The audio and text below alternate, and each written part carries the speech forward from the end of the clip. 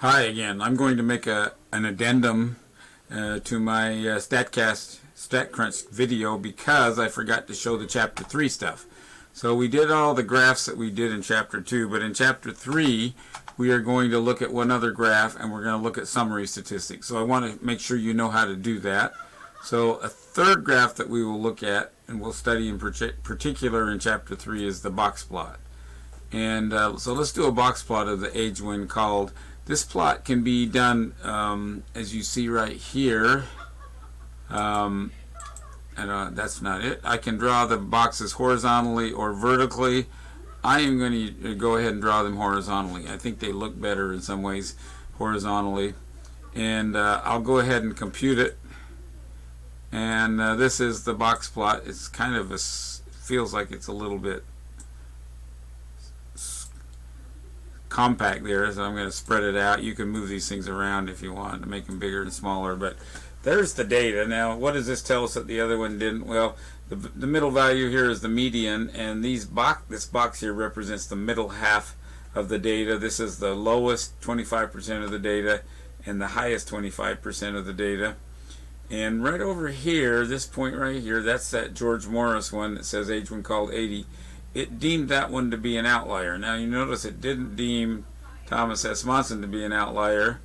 It says it's kind of within the range of what the other data look like. See how this tail is longer and this one is shorter, and it says, well, this one goes way out farther than that. In Chapter 3 we'll talk about the criteria that the box plot uses for determining that this point is an outlier where this one isn't. But you see that box plot is very easy to create under the graph menu. One other thing you should know how to do is under stat, we're going to do summary statistics. So nearly always we will do this by columns. So the column of age when called is what we want to get summary statistics for. And it'll see things like the number of observations, the mean, variance, standard deviation. I know many of you don't know what those are yet.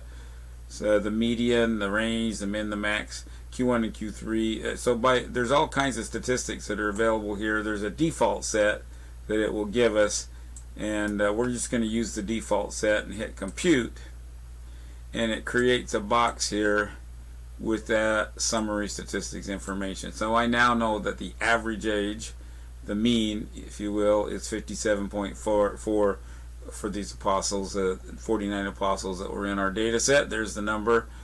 The variance, standard deviation, standard error, we'll study those as we go through the semester.